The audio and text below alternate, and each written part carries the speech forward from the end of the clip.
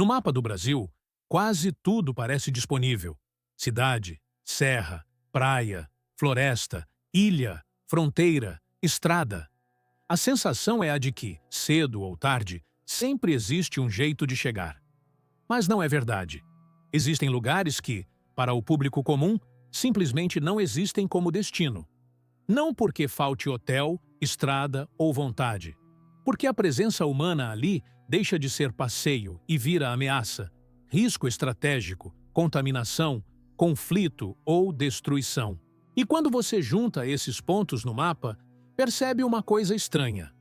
Os lugares mais proibidos do Brasil revelam menos sobre segredo e mais sobre aquilo que o país considera impossível expor. A primeira surpresa é que proibido nem sempre significa mistério no sentido cinematográfico. Em muitos casos, significa exatamente o contrário. Significa que o motivo é claro demais. Você não entra porque pisaria num sistema tão frágil, tão perigoso ou tão sensível que a simples visita deixaria de ser curiosidade para virar dano. O que muda de um caso para outro é o tipo de dano. Em um lugar, o problema é biológico. Em outro, é geopolítico. Em outro, é histórico.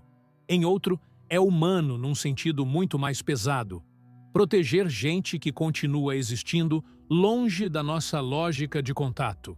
A Ilha da Queimada Grande, no litoral de São Paulo, parece ter sido desenhada para alimentar exageros.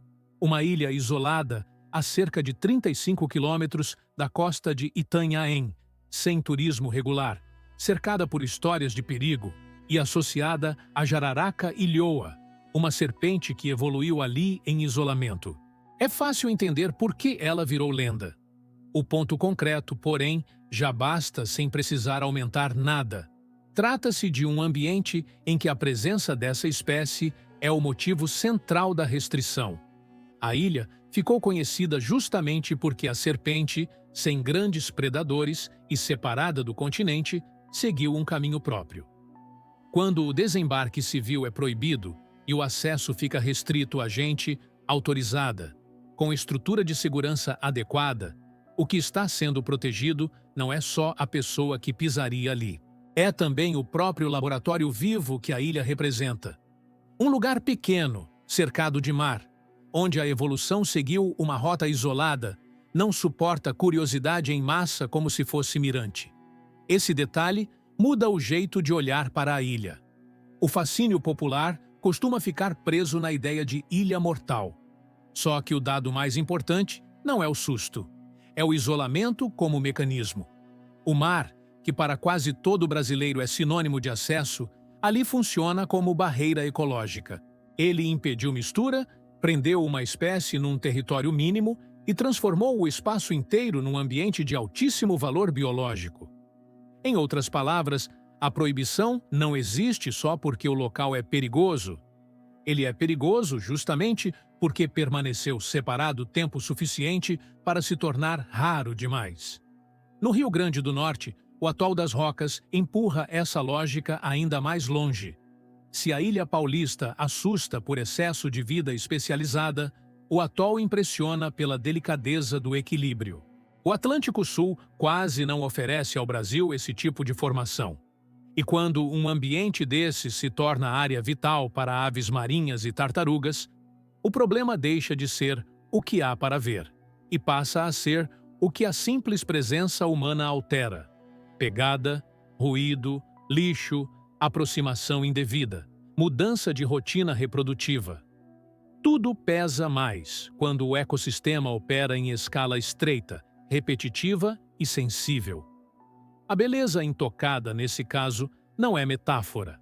É condição de funcionamento. Esse é um dos pontos mais curiosos de toda a lista.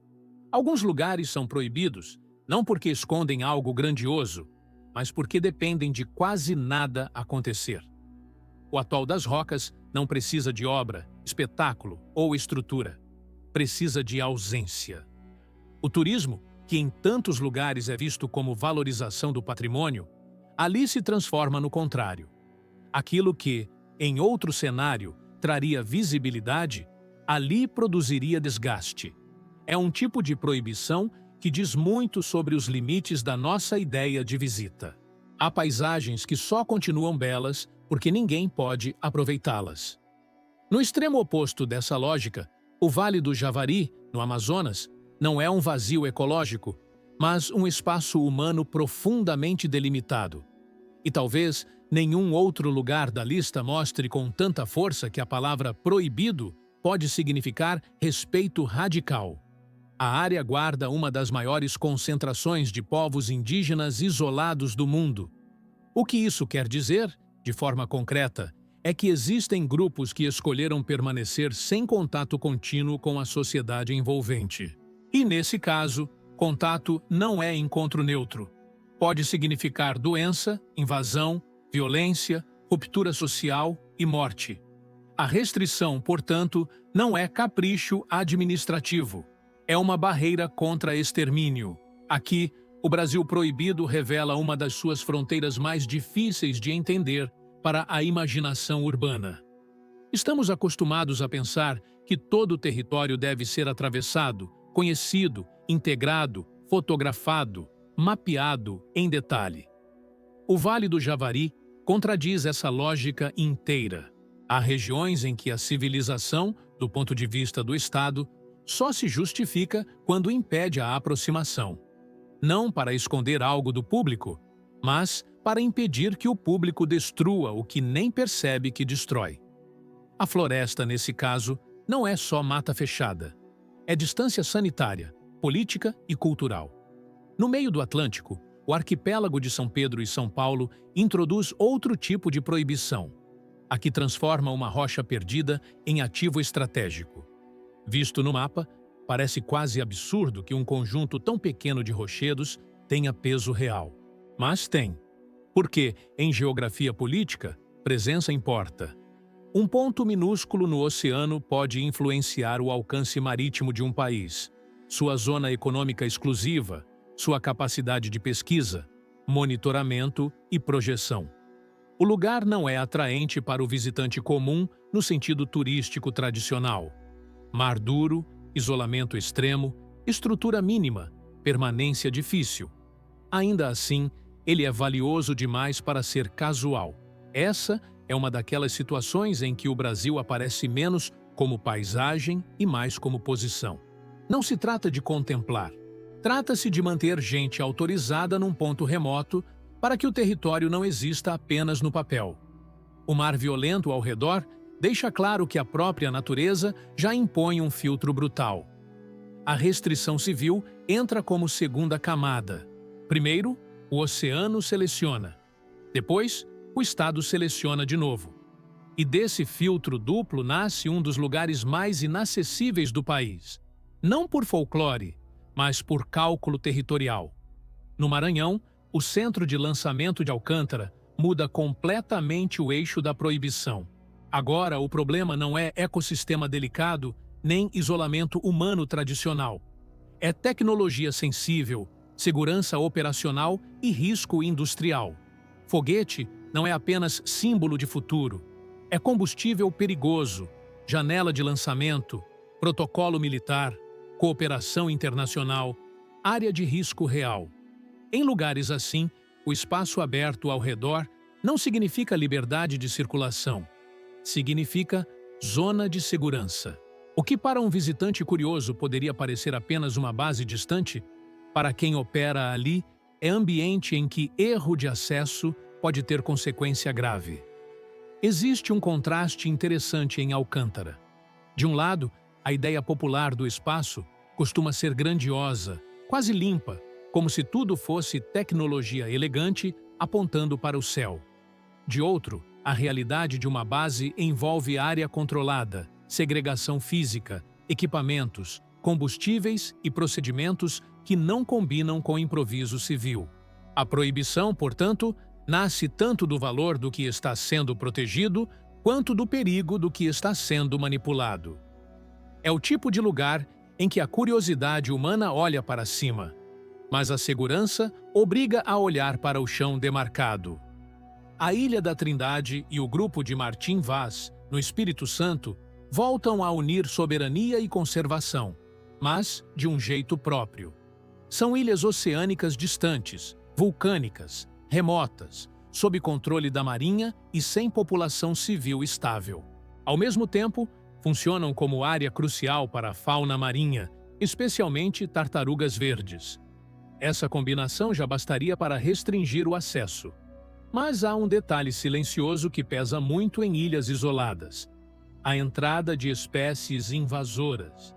Em lugares assim, o problema não é só quem pisa, é o que chega junto sem ser notado. Semente grudada, organismo transportado, desequilíbrio trazido de fora. Esse é um dos temas menos chamativos à primeira vista e um dos mais decisivos. Em ambientes continentais, a natureza às vezes absorve perturbações com certa elasticidade. Em ilhas remotas, não.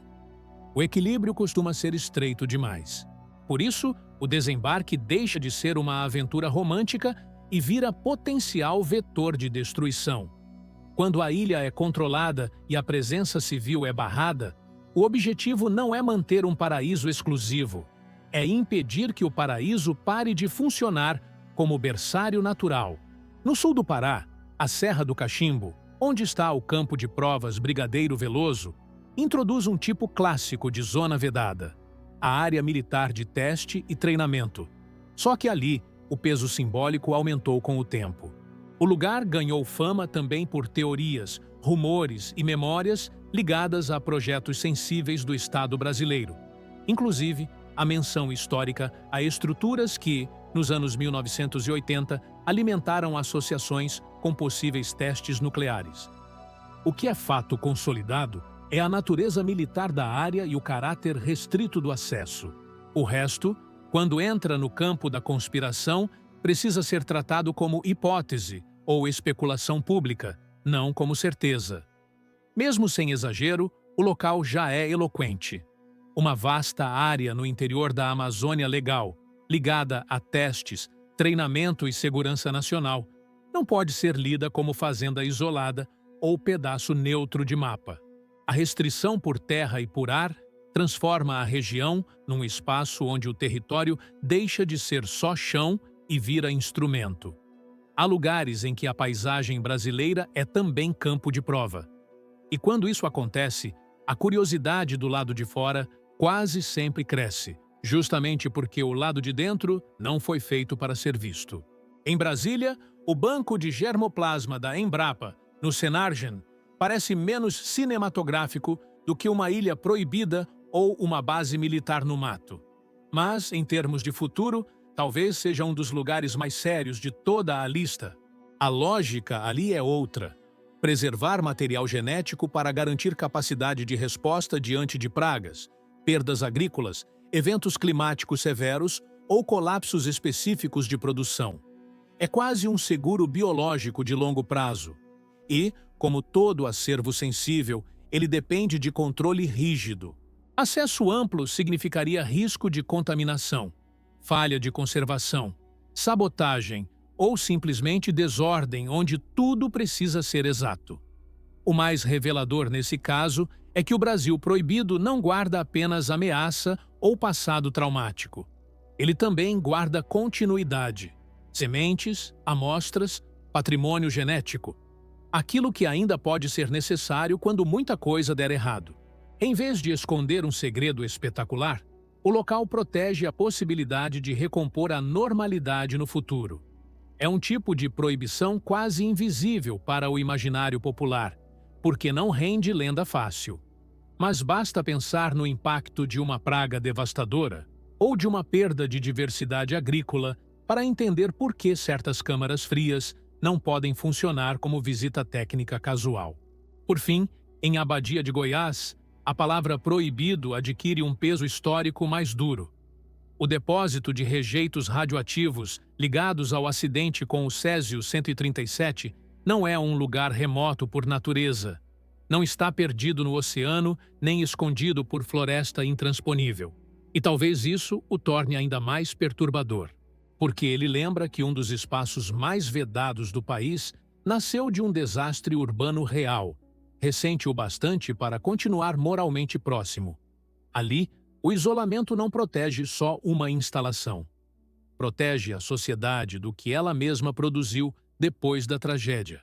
Toneladas de material contaminado, encapsulado, enterrado, monitorado por décadas e décadas. A imagem de colinas artificiais de concreto cobrindo rejeitos é poderosa, porque resume um tipo muito brasileiro de proibição. Aquela que não separa o visitante de uma maravilha, mas de uma herança tóxica. O terreno não é interditado por extravagância, e sim porque o subsolo guarda tempo perigoso. Não o tempo do relógio, mas o da persistência da radiação. Um lugar desses obriga a pensar em escala longa, quase desconfortável. Décadas deixam de parecer muito. Séculos entram na conversa.